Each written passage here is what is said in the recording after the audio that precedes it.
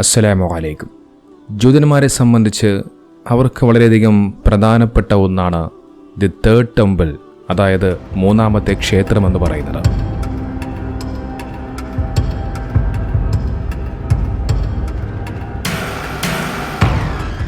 ജെറൂസലേമിലെ temple മൗണ്ടിലാണ് ഈ ക്ഷേത്രം നിർമ്മിക്കാൻ അവർ പദ്ധതിയിടുന്നത്.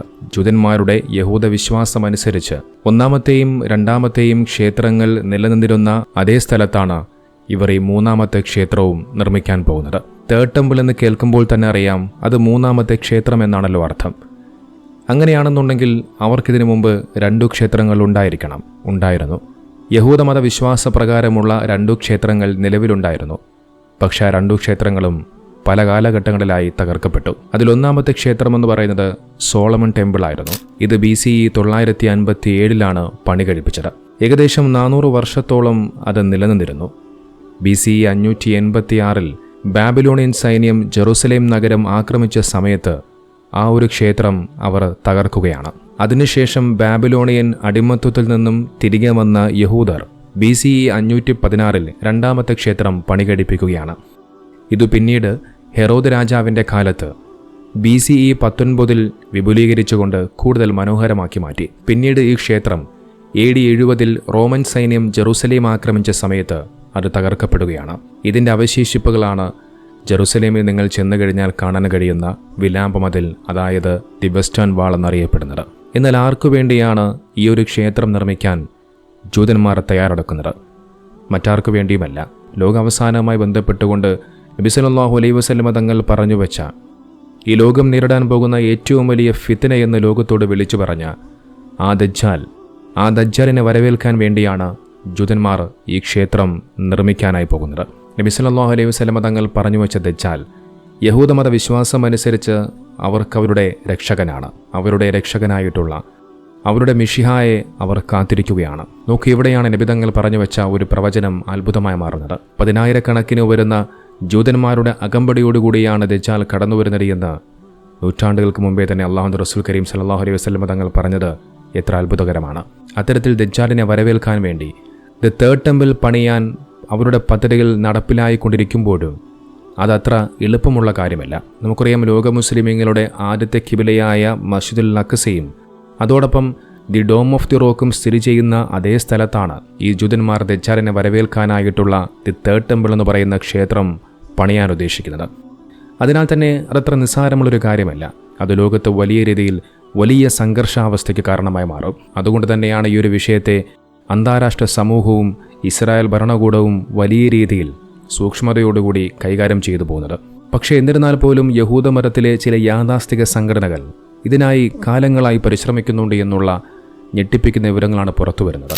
ടെമ്പിൾ ഇൻസ്റ്റിറ്റ്യൂട്ട്, ബോണെ ഇസ്രായേൽ എന്നിങ്ങനെയുള്ള ഇസ്രായേലിലെ ചില യാഥാസ്ഥിക സംഘടനകൾക്ക് ഈ ക്ഷേത്രത്തിൻ്റെ നിർമ്മാണം ഒരു പ്രധാന ലക്ഷ്യമായി അവർ കണ്ടുകൊണ്ടിരിക്കുകയാണ്. അതിനുവേണ്ടി അവർ വലിയ തോതിൽ ധനസമാഹരണം വരെ നടത്തുന്നുണ്ട് എന്നുള്ള റിപ്പോർട്ടുകളാണ് പുറത്തു വരുന്നത്. ഇസ്രായേലിലെ ചില തീവ്ര ദേശീയവാദികളും മതവിശ്വാസികളും ഈ ക്ഷേത്രത്തിൻ്റെ പുനർനിർമ്മാണത്തിന് രാഷ്ട്രീയമായി പിന്തുണയും നൽകുന്നുണ്ട്. അത്തരത്തിൽ ആ യാഥാസ്ഥിക സംഘടനകൾ അവിടെ ഒരു ക്ഷേത്രം നിർമ്മിക്കാൻ പോകുന്നു എന്നുള്ളതിൻ്റെ ഒരു സൂചന ലഭിച്ചത് അവർ കണ്ടെത്തിയ ചുവന്ന കാളകളെക്കുറിച്ചുള്ള ഞെട്ടിപ്പിക്കുന്ന വിവരങ്ങളായിരുന്നു.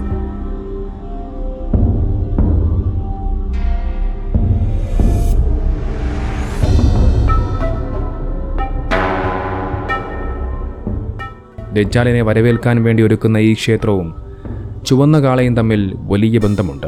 ഈ യാഥാസ്ഥിക സംഘടനകൾ അമേരിക്കയിൽ നിന്നും 2022 സെപ്റ്റംബറിൽ 5 ചുവന്ന കാളകളെ അവർ വിലയ്ക്ക് വാങ്ങിച്ചു.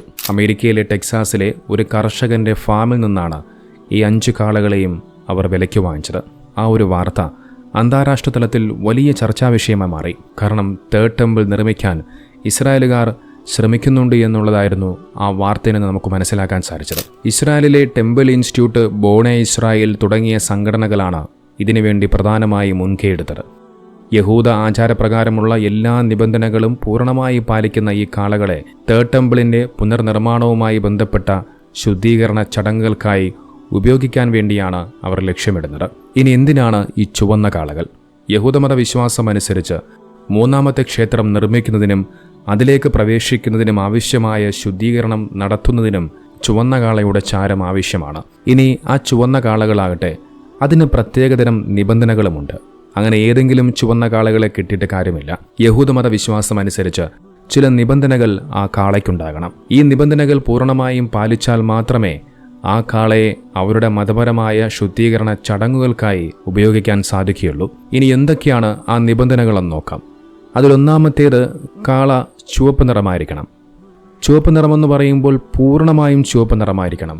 അതിൻ്റെ ശരീരത്തിൽ ഒരു കറുത്ത രോമം പോലും ഉണ്ടാകാൻ പാടില്ല. രണ്ടാമത്തേത്, ആ ഒരു കാളയ്ക്ക് കുറഞ്ഞത് 3 വയസ്സ് മാത്രം പ്രായമെങ്കിലും ഉണ്ടായിരിക്കണം. അതായത് കുഞ്ഞു കാളയായിരിക്കണം. മൂന്നാമതായി, യാതൊരുവിധ പാടുകളും ഉണ്ടാകാൻ പാടില്ല. മാത്രമല്ല ഒരുവിധ രോഗങ്ങളും യാതൊരുവിധ വൈകല്യങ്ങളും ഒന്നുമില്ലാത്ത പൂർണ്ണ ആരോഗ്യമുള്ള കാളയായിരിക്കണം അത്. നാലാമതായി, ഒരു ജോലിക്കും ഉപയോഗിക്കാൻ പാടില്ലാത്ത, അതായത് ഉഴാൻ വേണ്ടിയും ഭാരം ചുമക്കാൻ വേണ്ടിയും ഇതിനു മുമ്പ് ഒരിക്കലും ഉപയോഗിച്ചിട്ടില്ലാത്ത കാളയായിരിക്കണം ഈ ഒരു ബലിച്ചടങ്ങിന് വേണ്ടി ഉപയോഗിക്കേണ്ടത്.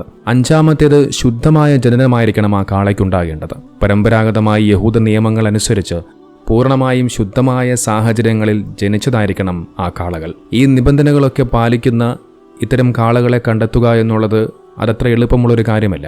അങ്ങനെ ഇരിക്കുന്ന സമയത്താണ് അമേരിക്കയിലെ ടെക്സാസിലെ ഒരു കർഷകനിൽ നിന്നും ഇത്തരത്തിലുള്ള ഇവരുടെ എല്ലാ നിബന്ധനകളും പാലിക്കുന്ന 5 കാളകളെ അവർക്ക് കണ്ടെത്താൻ സാധിച്ചത്.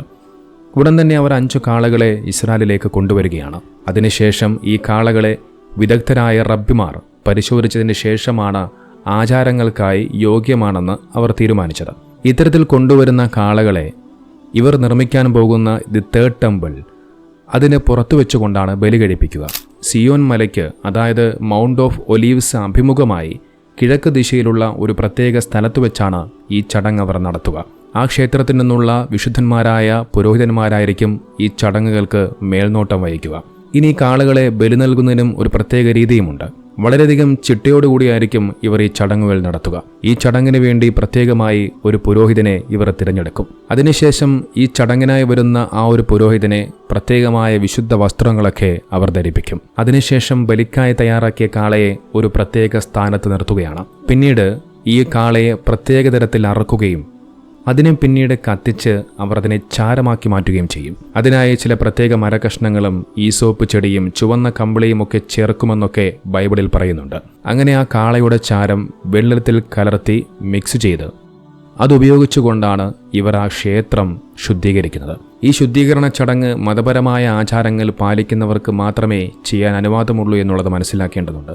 ചുരുക്കത്തിൽ ഇതൊരു സാധാരണ ഒരു ബലി മാത്രമല്ല. യഹൂദമത വിശ്വാസങ്ങളനുസരിച്ച് 3ാമത്തെ ക്ഷേത്രം നിർമ്മിക്കുന്നതുമായി ബന്ധപ്പെട്ട് നടപ്പിലാക്കേണ്ട വളരെ പ്രധാനപ്പെട്ട ഒരു ആചാരപരമായ കർമ്മം കൂടിയാണ്. ഈ ആചാരം വഴി ലഭിക്കുന്ന ചാരമാണ് ഈ വിശുദ്ധീകരണത്തിനായി അവർ ഉപയോഗിക്കുന്നത്.